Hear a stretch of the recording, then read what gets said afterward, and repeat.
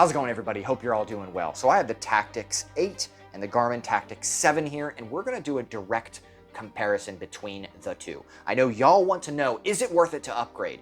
Is it worth your money? I'm gonna do a head-to-head comparison of this watch. I've been wearing the Tactix 7 for 2 years and then several months with the Tactix 8. What's different? I'm gonna try to save you some money, potentially, or get you more information on why you might want to upgrade. Now, first off, I am not sponsored by Garmin whatsoever. I'm not sponsored by anybody. I purchase these watches 100% out of my own pocket, so I get to say literally whatever I want as an independent YouTuber. I have no agenda. I can say literally whatever I want about any product. That is pretty cool. One way to help out the channel, if you are interested in these watches, is going to the Amazon links below. I get a portion commission rate because I'm an Amazon affiliate, but that just means you can assist me on your own free will. So let's dive in. What is the difference? 100% overall. Clearly, if you're looking at them, not that big of a change. Now, of course, I have similar watch faces, and you might be able to pick out some different details, as in the ring, the wear and tear, you know, the solar ring over here, this one's missing it. The bands are slightly different, as you can see. Yes, there's minor upgrades, but we're gonna dive into the overall ones. Now, first off is the UI system. The UI system is slightly different, but it is very similar. It is snappier on the 8, I have noticed. Now, granted, if you're just a first-time user and you haven't used the 7, you go to the 8, you're not gonna notice anything, but I can tell you slight differences, and it's a little bit snappier, as in quicker. So by how much, that's arguable, but it is better. Next, goofy enough, is the flashlight. They did upgrade the flashlight, which some people don't really care about, some people do. It is brighter on the 8 than the 7.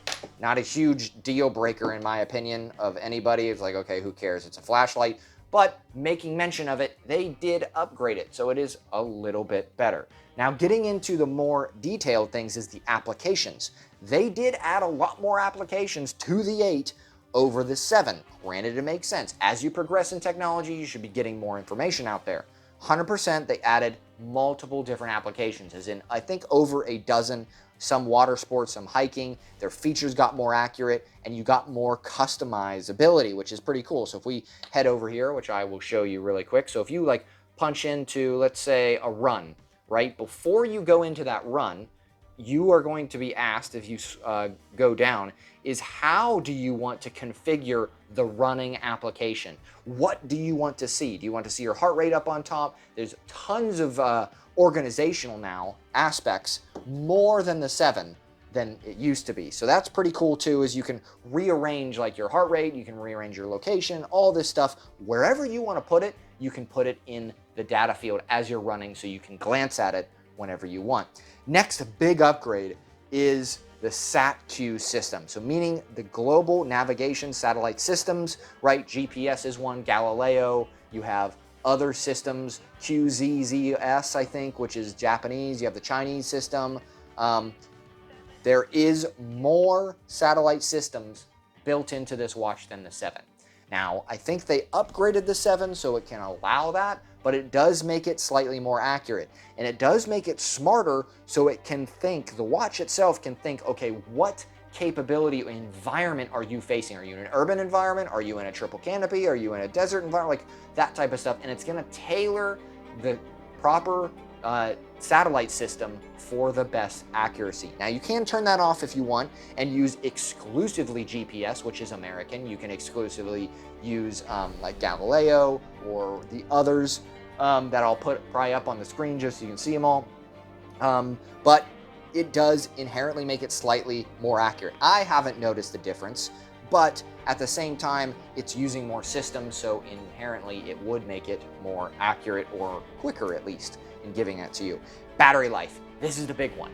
People want to know, is the battery life improved over the 7 to the 8?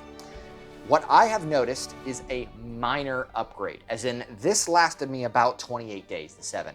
This I can get about 30 days on, so 2 days of increased battery life, which is not amazing, but it is still an upgrade.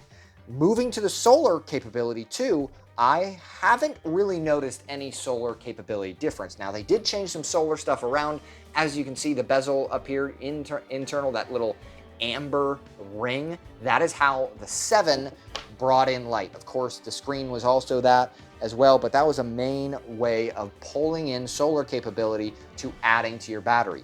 They did away with that in the 8, which I was surprised. I was like, okay, so maybe we're getting better technology, which you are. I put these in a kind of a makeshift head-to-head, like you just go set them outside in the sun, getting the same exact sunlight. Which one is out competing the other? They're pretty much identical. So we got a more efficient lens, in essence, or a screen on this, but in essence, they are outputting the same amount of solar. At least based on my test, which I have done, it is about the same. So the reason for that is not to increase, in essence, your battery life. It's not an indefinite watch. It's not like the Garmin Instinct series, which in certain conditions, you can get these to be indefinite watches. They will just continue to run if you have enough solar in your environment. This is meant just to level out. Like as you continue down with your battery life, it's meant to level off that capability, giving you more life. They're about the same, in my opinion. I haven't seen anything else. Next, the big thing that people are focusing around is the speaker and the microphone when it comes to this, which is pretty cool. You can make phone calls through this now. The speaker and the microphone, it's been kind of brought up as some folks saying like, oh, that's not that great because, you know, people can listen in and hacking and stuff like that. Potential capability, in essence. I'm going to dive into a whole new video on the other side of that that will talk about the security risks and stuff. But ultimately, it is comparable to an Apple and a Galaxy Watch now. Garmin, awesome job for thinking of this and putting it in. Although some users don't want it, it is an awesome leap forward in your technology, and that is pretty awesome in my opinion. Now, some people don't want that. Make a watch with it and without it. That would be awesome, as you can, hey, I don't want the microphone and I don't want the speaker because I'm not going to use it, and then another watch identical with it and without it. That would be an awesome upgrade. Next, a huge thing, dive proof. This watch, the 8, is now dive rated. You can dive with it. The 7 technically wasn't a dive rated watch, mainly because the buttons were manual and they actually pushed physically on the inner case or the inner dimensions, which there was a risk of water getting around the buttons and into the case and killing the watch.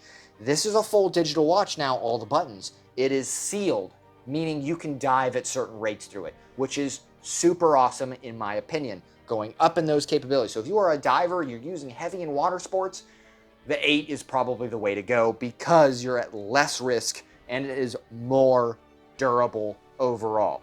Now, heart rate monitors too, they did upgrade those. This is the U5 and we had the 4, of course. I haven't noticed a massive difference, but the 5 is quicker and slightly more accurate. I see it updates quicker, which is nice. I didn't think anything was wrong with the original on the 7, in my opinion, but if you are a heart rate tracker and you do want to know that really specific, accurate data, then yeah, the 7 is probably the way to go for you if you want extremely accurate information. Overall, for the common user, probably not that big of an upgrade in my opinion. Next is the map movement. They did upgrade maps in the 8. It is more pleasant to move around and to look around what you're doing, marking points, than the 7. The 7 was good, it just wasn't amazing. They did take some time and put it into the map feature, and I do like that. So if you are an offline user of the maps, the 8 is probably also the way to go. Now we're getting into the cons real quick. One big con that I've noticed between the two is the durability. Now, not of the watch itself as in like, oh, does it work? But in how wear and tear it is, or how much wear and tear is put on the watch. This is after 2 years with the Tactix 7. As you can see, there's a silver ring all the way around, which makes sense. I'm going to wear it. And this is 2 years every single day of use. You can even see the lugs up here, stuff like that. It's getting worn in.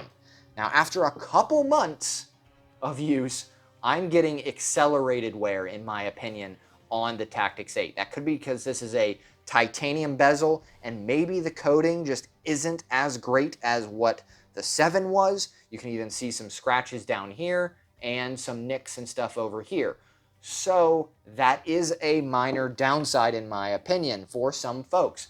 To me, I don't care. I'm using this watch hardcore in hard environments. It's gonna wear and tear. It's gonna get beat up.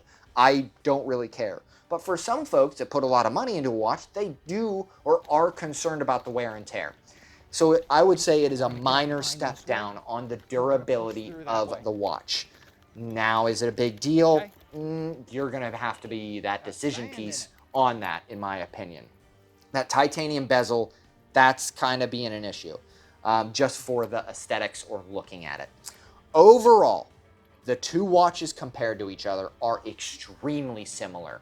So if you can find a used or even a new 7 for a cheaper price, I would recommend you go to the 7.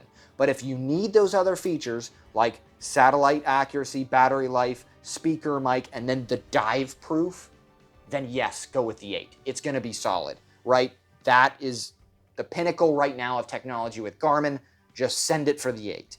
But if you're trying to get similar capabilities, go with the 7, right? If you're not hardcore into all that stuff, go with the 7. The 7 is an exceptional watch and is an amazing watch. And if you were comparing like, hey, if I have a Delta, should I go with the 7 or should I go with the 8? Man, if you have a Delta, both of these watches are going to be a huge step up in my opinion. So, but if you have a 7, it's kind of a harder argument to go to the 8 because they are both extremely capable. Again, if you guys like this kind of stuff, want to see more upgrades like this, definitely like, subscribe. It helps out a lot. Plus, if you would be interested in purchasing one of these, use my Amazon links in the description box below. It does help me out. Garmin has no idea I'm doing this. I'm not paid by Garmin. This literally came out of my own pocket. So help the channel out a little bit. I do get a percentage, and it helps me to do more watch reviews like this. I mean, we're looking at, you know, almost $4,000 in watches, over $4,000 in watches right here. And I am a small YouTuber working 2 jobs trying to, you know, provide you with solid information, right? I just enjoy doing it. My wife is a little more upset that I spend a lot of money, which jokingly makes sense. But I just like comparing things like this as a real world military user. So if you like that kind of stuff, like, subscribe, greatly appreciate it. Check out PayPal, Patreon, and the Amazon links and my Amazon webpage as well. In the future, we're going to be diving into some other watches as well, like I said, which is pretty impressive, I guess you could say, on these other pieces. But other than that, I hope y'all have a great day.